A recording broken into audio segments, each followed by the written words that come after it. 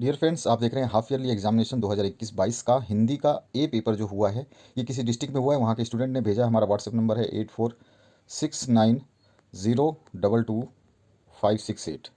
ठीक है, इस व्हाट्सएप नंबर पे आप भी अपने क्वेश्चन पेपर को भेज सकते हैं अगर आप चाहते हैं कि उसका सॉल्यूशन आपको कंप्लीट चाहिए। बाकी हमने सारे सॉल्यूशंस आपके बना दिए हैं। इसके बाद मैं आपको साइंस का वार्षिक परीक्षा का पेपर दिखाऊंगा, उसमें कौन कौन से क्वेश्चन आए थे, वो भी आपके लिए इंपॉर्टेंट रहेंगे। साइंस का ऑलरेडी मैं डाल चुका हूँ, और दूसरे जिले में जो साइंस का हुआ वो आया है, और एक और जिले में दूसरा साइंस का हुआ है वो भी आया है। यानी कि 2 साइंस की वीडियो अभी मैं इस वीडियो के बाद में डालूंगा। तो बने रहिए इस चैनल पर। और आपके जो एग्ज़ाम डेट है वो डिक्लेयर हो चुके हैं, और उसके लिए मैंने कल ही वीडियो बना दिया था शाम को, आप लोगों ने देख लिया होगा। आपकी जो भी नवंबर दिसंबर में एग्ज़ाम होंगे वो 1 दिसंबर से शुरू होकर के 15 दिसंबर के बीच में आयोजित किए जाएंगे। उसका टाइम टेबल अगले वीक आ जाएगा, यानी कि इस महीने के ख़त्म होने के बाद में आपको 1 से 2-3 तारीख में आपको जो है डेट शीट मिल जाएगी। मैं आपको बता दूंगा उसको। तो चलिए स्टार्ट करते हैं इस क्वेश्चन पेपर के सॉल्यूशन को। ये नंबर ध्यान रखना है आपको। चलिए, पहला जो क्वेश्चन है इसमें पूछा गया है, नीचे दिए गए गद्यांश को ध्यानपूर्वक पढ़ने के बाद में संक्षिप्त में प्रश्नों के उत्तर देने हैं। तो एक आदमी को वह व्यर्थ बकबक करने की आदत है। यहाँ पे एक पैसेज दिया गया है, ये एक आदमी को व्यर्थ बकबक करने की आदत है। यदि वो अपनी आदत को छोड़ता है तो वह अपने व्यर्थ बोलने के आवरण को छोड़ता है। ठीक है, किंतु साथ ही ये पेपर जिसने भेजा है उसने थोड़ा सा पेपर ब्लर भेजा है, यानी कि साफ पेज नहीं था, तो उसका शायद कैमरा सही नहीं होगा। तो जब भी आप पेपर भेजें तो बिल्कुल साफ भेजें, ताकि आप जब पेपर को देखें, उसके सॉल्यूशन को देखें, तो आपको समझ में आ पाए। अगर पेपर साफ नहीं होगा तो सॉल्यूशन हम बनाने में हमें भी दिक्कत आती है। परंतु इसके पेपर के सॉल्यूशंस बनाने में ज़्यादा दिक्कत तो नहीं आई, लेकिन हाँ दिक्कत आई है, इसीलिए इसमें टाइम लगा, नहीं तो इसको बहुत पहले डाल दिया गया होता। तो इसको थोड़ा सा ध्यान रखना आपको, जब भी पेपर भेजें तो साफ भेजें। तो यहाँ पर है बकबक करने की आदत को जो है वो आदमी व्यर्थ छोड़ देगा, है ना। यहाँ पर हमने, यहाँ पे देखो, किंतु साथ ही और अनायास ही मितभाषी होने के सद्गुण को अपनाना चला जाता है। तो ये भी एक चीज़ है जो वो तो छोड़ देगा, लेकिन ये चीज़ चली जाती है। तो इस तरह से ये पूरा का पूरा जैसे कि पैसेज दिया गया है, इस पैसेज को पढ़ने के बाद में इसके क्वेश्चंस जो पूछे गए हैं उसको मैं बताता हूँ। तो पहला जो क्वेश्चन पूछा गया है इसमें, वो पूछा गया है उपयुक्त गद्यांश के लिए उपयुक्त शीर्षक आपको बताना है। तो मैंने जब इस पैसेज को पढ़ा तो मुझे ये समझ में आया, बेस्ट शीर्षक इसका सद्गुण अपनाने के उपाय। ठीक है, सद्गुण अपनाने के उपाय इसका राइट आंसर हो जाएगा। ख पार्ट की बात करते हैं, गंदी हवा को दूर करने का सर्वोत्तम उपाय क्या है। पैसेज में ये लिखा हुआ है कि गंदी हवा को दूर करने का सर्वोत्तम उपाय एक ही है, सभी दरवाजे खिड़कियां खोल करके स्वच्छ वायु को अंदर आने देना। या सीधा आप लिख सकते हैं, गंदी हवा को दूर करने का सर्वोत्तम उपाय एक ही है, स्वच्छ वायु को अंदर आने देना। इतना भी लिख दोगे तो भी आपका सही हो जाएगा। उसके बाद में ग पार्ट है, अवगुण को दूर करने का सर्वोत्तम उपाय बताएं। तो अवगुण को दूर करने का सर्वोत्तम उपाय है सद्गुणों को अपनाना। उसके बाद में घ पार्ट पूछा गया इसमें, अनायस का संधि विच्छेद करना है आपको। तो अनायस का हो जाएगा अन प्लस आयस। ठीक है, ये इसका संधि विच्छेद होगा। इसके बाद आते हैं नेक्स्ट क्वेश्चन पे, सद्गुण और मितभाषी के विलोम आपको बताने हैं। तो सद्गुण का हो जाएगा दुर्गुण, और मितभाषी का हो जाएगा वाचाल।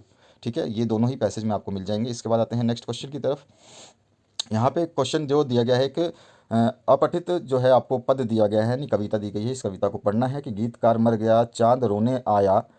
ठीक है, यहाँ पर ये है, चांदनी मचलने लगी और कफन बन जाने को, और मलयानिल ने शव को कंधे पर उठा लिया, वन में भेजे चंदन श्रीखंड जलाने को। तो इस तरह से ये पूरा का पूरा पैसेज जो है दिया गया, इसमें श्रीखंड और चंदन जो है भेजे जाते हैं जलाने को। तो यहाँ पे जो प्रश्न पूछे गए हैं उसको हम देखेंगे। पहला पूछा गया है, चांद के रोने का क्या कारण था। तो गीतकार की मृत्यु जो थी वही चांद के रोने का कारण था। पहले पैसेज की पहली लाइन में ही है ये आंसर। उसके बाद दूसरा जो क्वेश्चन है इसमें पूछा गया, चंदन व श्रीखंड की क्या विशेषता है। तो दोनों ही विशेष प्रकार की सुगंधित लकड़ी हैं, जो कि वहाँ पे देखिए इस पैसेज में लिखा हुआ है, जलाने के लिए भेजी गई थी। श्रीखंड का मतलब वो नहीं जो खाने वाला, आप चले जाओ मिठाई की दुकान पे, वो नहीं बात हो रही है यहाँ पे। अब इसके बाद में ग पार्ट है, गीतकार के बारे में सूरज क्या बोला। तो गीतकार के बारे में सूरज जो बोला वो यहाँ लिखा गया है। तो गीतकार के बारे में सूरज बोला कि वो बड़ी रोशनी वाला था। ठीक है, और ख के बाद में घ पार्ट है, गीतकार की मृत्यु पर मर्दों की क्या प्रतिक्रिया थी। तो गीतकार की उन्होंने प्रशंसा की, गीतकार को अलबेला कहा, गीतकार को दबंग और स्वाभिमानी बताया। उसके बाद में ड पार्ट है, जिसके आगे तूफान उदय सॉरी जिसके आगे तूफान अदब से झुकते हैं का क्या अर्थ है। यहाँ पर देखिए थोड़ा सा ना, जैसे कि ब्लर है तो थोड़ा सा पढ़ने में दिक्कत आती है, अदब लिखा है कि अबब लिखा है, तो इस तरह से दिक्कत आती है जब आप पेपर को साफ नहीं भेजते हैं। तो इसके आगे तूफान, जिसके आगे तूफान अदब से झुकते हैं का क्या अर्थ है। तो इसका यहाँ पे अर्थ दिया गया है, जिसके आगे तूफान अदब से झुकते हैं का अर्थ है गीतकार के अहंकार से है। ठीक है, अब आगे बढ़ते हैं नेक्स्ट क्वेश्चन की तरफ, जो कि आपका व्याकरण संबंधी क्वेश्चन से। तो यहाँ पर पहले है, निर्देश अनुसार उत्तर देना है। पहला क पार्ट पूछा गया है, माँ ने मुझे दूध पिलाया, क्रिया के भेद का नाम लिखना है। तो इसमें द्विकर्मक क्रिया है, माँ ने मुझे, मतलब यहाँ पे द्विव कर्म किए जा रहे हैं। उसके बाद में दूसरा जो ख पार्ट है इसमें सुरेश उपन्यास पढ़ता है, क्रियापद छांट करके लिखना है। तो इसमें कौन सी क्रियापद है, सकर्मक क्रिया, ठीक है। और यहाँ पर आप केवल क्रियापद छांट के लिखना है। तो इसमें कौन सी क्रिया है, सकर्मक क्रिया है, और जो क्रियापद है वो पढ़ता है, ठीक है, ये वाली क्रियापद है। तो ये आप लिख लेना ध्यान करके, क्रियापद आपका पढ़ता आएगा। तो यहाँ पर एक क्रियापद ये ले लेना, तो यहाँ पर आ जाएगा सकर्मक क्रिया, और जो क्रियापद है वो पढ़ता है, पढ़ता है, ये आप यहाँ पे लिख लोगे, ठीक है। चलिए आगे बढ़ते हैं। कमलेश घर जाता है, क्रियापद छांट करके लिखना है। तो इसमें कौन सी क्रिया हो जाएगी, इसमें भी सकर्मक क्रिया हो जाएगी, और क्रियापद को हम क्या लिखेंगे, जाता है, ठीक है। तो यहाँ पर तीनों के आंसर हो गए। अब आते हैं रिक्त स्थानों की पूर्ति की तरफ। अवयव भर के आपको करना है इसको पूर्ण। तो पहला जो है आपका, मैं खालिस्तान पढ़ना जाऊंगा, तो मैं कल पढ़ना जाऊंगा, अवयव कल आ जाएगा। अध्ययन के खालिस्तान सफल नहीं हो सकते, तो अध्ययन के बिना सफल नहीं हो सकते। उसके बाद में ग पाठ है, राम गया खालिस्तान श्याम आया, तो राम गया और श्याम आया। उसके बाद में घ पार्ट में है, वह डैश खा रहा है, तो वह अभी खा रहा है, ठीक है। खाना वाना नहीं लिखना है, इसमें अवयव की बात की गई है। अब इसके बाद में इसके आंसर आपको यहाँ लिखने थे, जो खाली जगह छोड़ी गई हैं यहाँ पे लिखने थे। तो आगे बढ़ते हैं पांचवें क्वेश्चन पे। पांचवा क्वेश्चन जो है, इसमें पूछा गया निर्देश के हिसाब से उत्तर देना। सरल वाक्य किसे कहते हैं, तो ऐसा वाक्य जिसमें एक ही क्रिया और एक ही कर्ता हो, उन वाक्यों को एक ही उद्देश्य हो, उन वाक्य का एक ही उद्देश्य हो, तो उसको हम सरल वाक्य कहते हैं। जैसे कि ये आपका हमने बताया। अभी हम देखेंगे सरल वाक्य का उदाहरण ये है, यही छात्र कक्षा में प्रथम आया है। तो यहाँ पर जो है आप देखेंगे क्रिया का जो कर्ता है वो एक ही है, मोहन, और सॉरी यहाँ पे उल्टा नीचा हो गया है ना, यहाँ पर ख पार्ट है ना, तो इसमें बताना। अच्छा, इस किस प्रकार का वाक्य है, तो यह छात्र कक्षा में प्रथम आया, तो ये आपका जो है सरल वाक्य है। सरल है क्योंकि यहाँ पर आप देखिए सरल से वाक्य, इस सरल की डेफिनेशन है, इसमें देखिए कर्ता और क्रिया दोनों ही एक ही है और एक ही उद्देश्य है उसका, है ना, ठीक है। आगे बढ़ते हैं नेक्स्ट क्वेश्चन पे। मोहन ने खाना खाया, कर्म वाच्य में बदलना है आपको, तो मोहन द्वारा खाना खाया गया, ये इसका आंसर हो जाएगा, कर्म वाच्य। इसके बाद में दादी से कहानी नहीं कही जाती, ये कृत्यवाच्य में बदलना है। कृत्यवाच्य ऑलरेडी ये कृत्यवाच्य में ही है, और आप इसको थोड़ा सा और मॉडिफाई करेंगे तो दादी द्वारा कहानी नहीं कही जाती, आप इसको कृत्यवाच्य में ऐसे भी लिख सकते हैं। तो दोनों ही आंसर सही है, वो डायरेक्ट आप ये पूरा लिखोगे तो भी कृत्यवाच्य ही है वो भी। इसके बाद आते हैं नेक्स्ट क्वेश्चन पे, निर्देशानुसार उत्तर देने हैं। तो इसमें आपका है क पार्ट, मुरलीधर का समास आपको बताना है। तो मुरलीधर का समास जो हो जाएगा विग्रह, मुरली को धरे रहे यानी कि पकड़े रहे वह कृष्ण, तो ये हमारा हो गया। दूसरा है राजा रंक में कौन सा समास है, तो इसमें द्वंद्व समास है, ये आ रहा दूसरा आंसर। और तत्पुरुष समास का एक उदाहरण दें, तो इसमें मूर्ति बनाने वाला एक मूर्तिकार जो है तत्पुरुष का आपका उदाहरण हो जाएगा। उसके बाद में आपका नेक्स्ट है, आस्था के दो विभिन्न अर्थ लिखने हैं। तो आस्था का विश्वास होता है, आशा होता है, और आप क्या लिख सकते हैं, अपनी मर्जी से और भी लिख सकते हैं। नेक्स्ट क्वेश्चन है जो आपका ग पार्ट, इसमें बाल गोविंद भगत की संगीत साधना का चरम उत्कर्ष उस दिन देखा गया जिस दिन उसका बेटा मरा। यानी कि ये बाल गोविंद भगत जो है आपका चैप्टर है उससे लिया गया, और इसके प्रश्न जो पूछे गए हैं, क पार्ट में पूछा गया भगत जी की पोतोहू कैसे स्वभाव की थी। तो भगत जी की पोतोहू का स्वभाव बहुत ही अच्छा था, वो भगत जी का बहुत ध्यान रखती थी। जब उसके पति की मौत हो गई थी तब भगत जी ने उसको दूसरी शादी करने के लिए कहा, पर उसने मना कर दिया क्योंकि भगत जी की तबीयत खराब थी और उन्हें किसी के सहारे की ज़रूरत थी। वह भगत जी से बहुत प्रेम करती थी और हमेशा उनका अच्छा ख्याल रखना चाहती थी। तो ये हो जाएगा इसका आंसर। इसके बाद में दूसरा जो क्वेश्चन इसी पैसेज के हिसाब से पूछा गया है, आखिरकार भगत जी बेटे का ज़्यादा ध्यान क्यों रखते थे। तो भगत जी के अपने पुत्र का ध्यान इसलिए रखते थे क्योंकि वो मानसिक रूप से कमज़ोर था, उसे देखभाल की आवश्यकता थी। उसके बाद में नेक्स्ट है, पाठ और लेखक का नाम बताना है। पाठ जो है ये बाल गोविंद भगत है और लेखक है राम वृक्ष बेनपुरी। इसके बाद आते हैं अथवा पाठ में। तो अथवा पाठ में जो यहाँ पूछा गया है, पहला पार्ट यहाँ पे भी आपका जो है लखनवी अंदाज वाला जो है चैप्टर वहाँ पर उससे लिया गया है। तो चलिए इसको देखते हैं पूरा का पूरा, पहले हम कि ये चैप्टर आपका क्या क्या क्वेश्चंस दे रहा है। तो पहला क्वेश्चन इस चैप्टर के हिसाब से पूछा गया है, ये पैसेज दे करके, नवाब की जीवन शैली देखकर लेखक के मन में क्या प्रश्न उठा। तो नवाब की जीवन शैली देखकर लेखक के मन में प्रश्न उठता कि केवल स्वाद और सुगंध की कल्पना मात्र से इन नवाबों का पेट कैसे भरता होगा, जब उन्होंने खीरा सूंघकर फेंक दिया तो उनकी भूख कैसे शांत हुई होगी। ये सब प्रश्न उठते हैं। उसके बाद में आते हैं नेक्स्ट ख पार्ट की तरफ। ख पार्ट में आपसे पूछा गया है, जो उसकी बात करेंगे हम। ख पार्ट में आपसे पूछा गया है, नवाब साहब ने डकार लेकर क्या व्यक्त किया। तो नवाब साहब ने डकार लेकर यह व्यक्त किया कि उनका पेट सुगंध और स्वाद की कल्पना से ही भर गया है। शायद नवाब साहब कहना चाहते थे कि हम ऊंचे, श्रेष्ठ और सूक्ष्म और स्वाद प्रिय व्यक्ति हैं, हम गंधों की तरह नहीं खाते, गंधों की तरह, गधों की तरह, सॉरी, हम गधों की तरह नहीं खाते। तो ये नवाब साहब का अपनी कल्पना थी। उसके बाद में ग पार्ट जो है, इसमें पूछा गया आपसे पाठ तथा लेखक का नाम। तो पाठ तो आपको बता दिया था, लखनवी अंदाज, और जो लेखक है इसके यशपाल हैं। उसके बाद आते हैं हम नेक्स्ट क्वेश्चन की तरफ। तो नेक्स्ट क्वेश्चन को देखते हैं, इसमें क्या पूछा गया आपसे। इसमें पूछा गया आपसे निम्नलिखित प्रश्नों का उत्तर देना है संक्षेप में। तो यहाँ पर है, कैप्टन चश्मे वाले के साथ कैसा व्यवहार किया जाना अपेक्षित था। देखिए ब्लर इतना है कि मैं थोड़ा सा पढ़ पा रहा हूँ। कैप्टन चश्मे वाले के साथ कैसा व्यवहार किया जाना अपेक्षित था। तो कैप्टन चश्मे वाले के साथ सहानुभूति एवं सहयोगपूर्ण व्यवहार किया जाना चाहिए। वह एक अपंग व्यक्ति था, फिर भी किसी से कुछ नहीं मांगता था, बल्कि नेताजी के सम्मान की रक्षा में अपना योगदान कर रहा था, और लोगों की उसकी अपेक्षा करना निंदनीय है। वह समाज से सम्मान पाने का पूरा हकदार है। इस तरह से हम बता देंगे। इसके बाद में ख पार्ट में पूछा गया, भगत की पुत्रवधू उन्हें अकेले क्यों नहीं छोड़ना चाहती थी। भगत की पुत्रवधू उन्हें अकेले क्यों नहीं छोड़ना चाहती थी, क्योंकि भगत की उम्र अधिक हो गई थी। इस आयु में वह किसी के सहारे बिना नहीं रह सकता था। और वहीं बाल गोविंद भगत की बात मानकर अपने भाई के साथ चली गई, तो उसकी देखभाल करने वाला, उसके खान पीन की रक्षा करने वाला कोई नहीं रहेगा, इसलिए वो नहीं छोड़ना चाहती थी। उसके बाद है नेक्स्ट आपका, खीरे के संबंध में नवाब साहब के व्यवहार को क्या उनकी सनक कहा जा सकता है। तो खीरे के संबंध में नवाब साहब के व्यवहार को उनकी सनक माना जा सकता है, क्योंकि नवाब साहब अपने अभिजात्य वर्ग होने का अभिमान जो है दिखाते हैं। उसमें अक्सर झूठी शान दिखाने की भी आदत होती है, चाहे कुछ भी हो जाए, पर उसमें नवाबी वाला पाखंड नहीं जाता। तो ये आपका इसका आंसर हो गया। घ पाठ की बात करें तो घ पाठ में आपसे पूछा गया, लेखक ने फादर फुल्के को मानवीय करुणा की दिव्य चमक जो है क्यों कहा है। तो लेखक ने फादर फुल्के को मानवीय करुणा के दिव्य चमक इसलिए कहा है, क्योंकि फादर फुल्के के हृदय में मानव मात्र के प्रति करुणा की असीम भावना विद्यमान थी।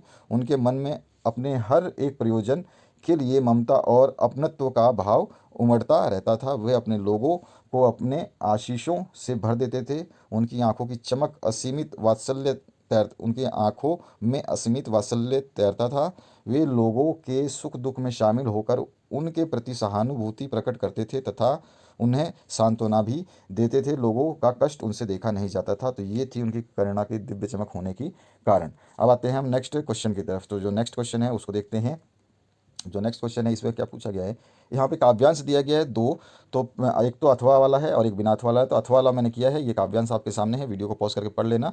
अथवा पार्ट जो है इसमें पूछा गया है, विकल विकल उन्मन उन्मन, ये वाला जो आपका चैप्टर है, आपको याद होगा कौन सा चैप्टर है। अभी हम देखते हैं कि इसमें का पार्ट पूछा गया था, कौन विकल और उन्मन थे और क्यों। तो उन्मन और विकल बादल हैं, क्योंकि सारा जगत भयंकर गर्मी से परेशान है। पेड़ पौधे सूख रहे हैं तथा जीव जंतु पानी के अंदर के जीव त्राही त्राही कर रहे हैं, यानी जीव जंतु पानी के अंदर के जो हैं त्राही त्राही कर रहे हैं, और प्राणी जो है जगत की यह दयनीय दशा उससे जो है देखी नहीं जा रही है। तो इस तरह से वो उन्मन थे और क्यों थे ये हमने बता दिया। उन्मन और विकल का मतलब बादल है। इसके बाद में ख पार्ट में पूछा है, कवि बादल से गरजने के लिए क्यों कह रहे हैं। तो जो कवि हैं वो समाज में क्रांति और उत्साह की भावना का संचार करना चाहते थे और नवजीवन और परिवर्तन लाना चाहते थे, इसलिए उन्होंने बादल को जो है गरजने के लिए कहा। तीसरा क्वेश्चन है, कवि और कविता का नाम बताना है। तो उत्साह अट नहीं रही, ये कविता है आपकी, और सूर्यकांत त्रिपाठी इसके जो है रचयिता हैं। आगे बढ़ते हैं नेक्स्ट क्वेश्चन पे, निम्नलिखित के उत्तर देने आपको। तो इसमें है, गोपियों ने उद्धव की योग शिक्षा कैसे लोगों को देने की बात कही है। ये क्वेश्चन कई बार आया है, कई बार मैंने सॉल्व किया है, आपकी हिंदी ए बी में मैंने सॉल्व किया है। गोपियों ने उद्धव से योग की शिक्षा ऐसे लोगों को देने की बात कही है जिनका मन चंचल और इधर उधर भटकता है। उद्धव अपने योग का संदेश में मन की एकाग्रता का उपदेश देते हैं, परंतु गोपियों का मन तो कृष्ण के अनन्य प्रेम में पहले से ही एकाग्र है। इस प्रकार योग साधना का उपदेश उनके लिए निरर्थक है। योग की आवश्यकता तो उन्हें है जिनका मन स्थिर नहीं हो पाता, इसलिए गोपियाँ चंचल मन वाले को योग का उपदेश देने के लिए कहती हैं। ख पाठ है, लक्ष्मण ने वीर योद्धा की क्या क्या विशेषताएं बताई हैं। तो लक्ष्मण ने वीर योद्धा की काफ़ी विशेषताएं बताई है, जो हमने यहाँ लिखी हुई हैं, आप इनको आराम से देख सकते हैं। यहाँ 5 नंबर तक इसकी विशेषताएं जो हैं, पहली नंबर, दूसरी नंबर, तीसरी, चौथी और पाँचवीं, यहाँ 5 विशेषताएं दी गई हैं। आप इसको देख लेना आराम से, कोई दिक्कत नहीं है, साफ साफ शब्दों में लिखी गई है। जहाँ दिक्कत आ रही थी वहाँ मैं पढ़ रहा था। 5 क्वेश्चन हो गए। और ग पार्ट का जो 5 पार्ट हो गए। और ग का है, उत्साह कविता में नवजीवन वाले किसे कहा गया है और क्यों। उत्साह कविता में नवजीवन वाले, यहाँ पर लिखा हुआ है, उत्साह कविता में नवजीवन वाले शब्द बादलों और कवि दोनों के लिए प्रयोग हुआ है, क्योंकि बादल से धरती पर उसकी शीतलता देने के लिए, और कवि का जो है अपनी कविता से जागृत करने के लिए जो है, दोनों को नवजीवन कहा गया है। ठीक है। इसके बाद में घ पाठ में जो आंसर क्वेश्चन पूछा गया उसको देख लेते हैं। घ पाठ में, शिशु किस प्रकार देखता है और जो है कवि को वह दृष्टि कैसी लगती है ये हमें बताना है। तो चलिए इसका आंसर देखते हैं घ पाठ का। तो यहाँ पर देखिए शिशु किस प्रकार देखता है। पहचान न पाने के कारण शिशु कवि को अपलक निहारता रहता है। शिशु ने तिरछी नज़र से कवि को देखा, ठीक है। और इसके बाद में कवि की क्या मतलब उसके अंदर क्या उसको शिशु को देखने के बाद होती है। कवि की मुलाकात जब शिशु से होती है तो वह शिशु की मुस्कान देखकर मुग्ध हो जाता है। उसकी दंतुरित मुस्कान देखकर कवि की निराशा और उदासी गायब हो गई। उसे लगा कि उसकी झोपड़ी में कमल खिल उठे हों और शिशु का स्पर्श पाते ही कवि का हृदय वात्सल्य भाव से भर उठा। इससे कवि के मन में खुशी और उसके चेहरे पर जो है झलक उठी, ठीक है, चेहरे पर जो है उसकी खुशी झलक उठी। ये था क्वेश्चन। अब इसके बाद आते हैं नेक्स्ट क्वेश्चन की तरफ। जो आपका नेक्स्ट क्वेश्चन पूछा गया है उसको देखेंगे हम। तो जो नेक्स्ट क्वेश्चन है आपका पूछा गया है, बच्चे माता पिता के प्रति अपने प्रेम को कैसे अभिव्यक्त करते हैं। तो इसका आंसर देखते हैं। पहला जो पॉइंट हम डाल सकते हैं, माता पिता को अपने दोस्त के बारे में बताकर या किसी रिश्तेदार के बारे में पूछकर वो जो है अपनी प्रेम की अभिव्यक्ति करते हैं। माता पिता के साथ नाना प्रकार के खेल भी खेलते हैं, यानी कई प्रकार के, नाना की जगह आप कई प्रकार के खेल लिख सकते हो। तीसरा जो है, माता पिता को कहानी सुनाने या कहीं घुमाने ले जाने के लिए या अपने साथ खेलने के लिए कहकर। चौथा है, माता पिता के साथ भिन्न प्रकार की बातें करके अपना प्यार व्यक्त करते हैं। पांचवा है, अपने माता पिता से रो धोकर के जिद करके कुछ मंगवाने पर भी उनका ही प्यार जो है झलकता है। और उसके बाद में माता पिता के साथ रहकर वो अपना जो है सारा प्यार व्यक्त करते हैं। इसके बाद अथवा पार्ट में है, नई दिल्ली में सब था डैश फिर नाक नहीं थी, सिर्फ नाक नहीं थी। इस कथन के माध्यम से लेखक क्या कहना चाहता है। तो लेखक कहना चाहता है नई दिल्ली में सब था सिर्फ नाक नहीं थी। यह कथन कहकर लेखक स्पष्ट करना चाहता है कि भारत के स्वतंत्र होने पर वह सर्वथा संपन्न हो चुका था। कहीं भी विपन्नता नहीं थी। अभाव था तो केवल आत्मसम्मान का, स्वाभिमान का, जो कि संपन्न होने पर भी देश परतंत्र की मानसिकता से मुक्त नहीं हो सका था। और अंग्रेज का नाम आते ही हीनता का भाव उत्पन्न होता था कि ये हमारे शासक हैं और गुलामी का कलंक हमारा पीछा नहीं छोड़ रहा है। इसीलिए लेखक कहता है कि दिल्ली में सिर्फ नाक भी नहीं भी। अब इसके बाद में आते हैं नहीं थी। नेक्स्ट क्वेश्चन जो है आपका इसमें पूछा गया है, इसको देख लेते हैं। पेपर थोड़ा सा बेकार भेजा गया है जिसने भेजा है। क पार्ट में पूछा गया आपसे, संकेत बिंदुओं के आधार पर जो है आपको एक निबंध लिखना है जिसमें भारत हमारा प्यारा देश है। इसमें संकेत बिंदु है, प्रस्तावना है और प्राकृतिक बनावट और संपदा है। फिर उसके बाद में गौरवपूर्ण अतीत है और धार्मिक सहिष्णुता है। और उसके बाद में सौहार्द है और उपसंहार है। तो ये चीज़ आपको भारत हमारा प्यारा देश जो है इसके बारे में लिखना था। ख पाठ है, बेरोजगारी की समस्या में संकेत बिंदु में आपको भूमिका, अर्थ, कारण, दुष्परिणाम और समाधान लिखना है। और तीसरा, मेरी प्यारी पुस्तक के संकेत बिंदु में सबसे पहले भूमिका, विषय वस्तु, उपयोगिता, उपसंहार लिखना है। तो मैंने इसमें बेरोजगारी वाला करा है जिसमें भूमिका, अर्थ, कारण, दुष्परिणाम, समाधान और उपसंहार दिखाऊंगा मैं आपको। तो ये है आपके सामने भूमिका जो है आपके सामने, जो कि समस्याओं को लेकर के है, जनसंख्या वृद्धि से। तो यहाँ पर है जनसंख्या वृद्धि और बेरोजगारी से। इसके बाद में बेरोजगारी का अर्थ जो है हमने बताया है। उसके बाद में बेरोजगारी के जो कारण हैं उनको हमने लिखा है यहाँ पर, इसको आपको लिखना है। इसके बाद में नीचे जो हम गए हैं तो बेरोजगारी के जो दुष्परिणाम पूछे हैं वो भी हमने बताए हैं। इसके आगे हम बढ़ेंगे तो यहाँ पर आपको मिल जाएगा उसका समाधान बेरोजगारी का। और इसके बाद में हम जब नीचे की तरफ जाएंगे तो इसका उपसंहार 2 लाइनों में लिख देंगे। नहीं लिखेंगे तो भी चलेगा जब हमने यहाँ पर इसका समाधान बता दिया, क्योंकि समाधान तक पूछा गया है। उपसंहार मैंने एक्स्ट्रा लिखा है, आप इसको लिख सकते हैं। इसके बाद आते हैं नेक्स्ट क्वेश्चन की तरफ। नेक्स्ट क्वेश्चन जो है इसमें आपका लेटर है, अपने बड़े भाई के विवाह में सम्मिलित होने के लिए मित्र को पत्र लिखना है आपको। तो यहाँ पर परीक्षा भवन, नई दिल्ली, दिनांक, जो भी आप एड्रेस डालना चाहो, एड्रेस कुछ भी डाल सकते हो। उसके बाद में मित्र राहुल और जो भी आप नाम डालना चाहो, क्योंकि इसमें कुछ भी नाम और एड्रेस नहीं दिया है तो आपको दिक्कत नहीं है। सप्रेम नमस्कार। उसके बाद में यहाँ पर आप पूरा का पूरा जो है लेटर को कंप्लीट करोगे। तुम्हें यह जानकर हार्दिक प्रसन्नता होगी कि ईश्वर की असीम कृपा से मेरे अंग्रेज मैं भी पढ़ रहा हूँ, अग्रज यानी कि बड़े श्री सुरेंद्र कुमार का शुभ विवाह देहरादून निवासी श्री सुनीत कुमार की पुत्री से दिनांक 25 मार्च, अब खालिस्तान जो भी आपका दिनांक का ईयर है वो डालना चाहोगे तो यहाँ पे डालोगे, को निश्चित हुआ है। बारात 25 मार्च को प्रातः 10 बजे देहरादून के लिए प्रस्थान करेगी। इस शुभ अवसर पर मैं तुम्हें सप्रेम आमंत्रित करते हुए आशा करता हूँ कि तुम अपनी उपस्थिति से समारोह की शोभा बढ़ाओगे। विश्वास है कि तुम निराश नहीं करोगे। शेष मिलन पर तुम्हारा मित्र, आपका नाम वाम जो भी आप लिख सकते हैं, ठीक है। तो इस तरह से रहेगा आंसर इसका। इसके बाद आपका जो अथवा पार्ट में है, यहाँ पर आपको अपने मोहल्ले में नियमित विद्युत आपूर्ति हेतु संबंधित अधिकारी को पत्र लिखना है। तो ये भी मैंने आपका जो अभी मासिक जांच परीक्षा हुई है उसमें इस क्वेश्चन पेपर को सॉल्व किया है, हिंदी का देख लेना अपनी क्लास का, तो उसमें मिल जाएगा इसका आंसर। 14वां नंबर जो क्वेश्चन है, एक नया साबुन सौंदर्य बाजार में आया है, और उसकी एक जो है महक, ताजगी और ठंडक का उल्लेख करते हुए 50 शब्दों में विज्ञापन आपको बनाना है। अथवा में है 50 शब्दों में किसी केशवर्धक सुगंधित तेल का आपको विज्ञापन बनाना है। तो किसी भी विज्ञापन को हमें बनाना है तो यहाँ पर जो है इस तरह से हम विज्ञापन बना देंगे। तो यहाँ पे लंबे मुलायम बालों के लिए फॉल फाइट केश तेल आयुर्वेदिक तेल है, कैप्सूल एंड शैम्पूल के रूप में उपलब्ध है। उसके बाद में बालों को लंबा करना, घना और मुलायम बनाना, बालों को असमय सफ़ेद होने से रोकना और बालों को काला करें। मतलब ये शॉर्ट में लिखा गया, इसी तरह एडवर्टाइजमेंट बनता है। आपको लिखना है सभी मेडिकल स्टोर्स पे उपलब्ध, इस तरह से आप लिख दोगे। एक तरह का ये बॉटल बना दोगे अपने स्केच पेन से या जो भी आपके पास पेंसिल है। और अधिक जानकारी के लिए झूठ मूठ का कोई भी एक मोबाइल नंबर दे दोगे, चाहे वो गलत हो, यहाँ पे XX दिखा देना। ठीक है। लाइक शेयर और सब्सक्राइब करना चाहें तो कर लें और नोटिफिकेशन के आइकन को दबा दें ताकि आपको जब भी मैं वीडियो डालूं तो आपको आइडिया होता रहे। और सभी वीडियोस आप पढ़ लेना। आपके हाफ ईयरली एग्जाम में काफ़ी इंपॉर्टेंट क्वेश्चंस डाल दिया है और मैंने बताया भी है कि उसमें क्या क्या आएगा। जितने भी MCQ क्वेश्चन छोटे बन रहे हैं और जितने भी हम जो पार्ट के आंसर्स दे रहे हैं, इसमें हम सीख रहे हैं कि कौन सी कविता दे दे या बोल दे, कौन सी कोई कोई क्वेश्चन दे दे कि बाल गोविंद भगत की क्या क्या विशेषताएँ थी, ये बताने वाले पाठ का नाम बताइए। तो पाठ का नाम आपको याद होना चाहिए या फिर उसके कवि का नाम याद होना चाहिए। तो इस तरह से भी क्वेश्चंस बनेंगे, तो ध्यान रखना है आपको। Thank you very much, have a good day.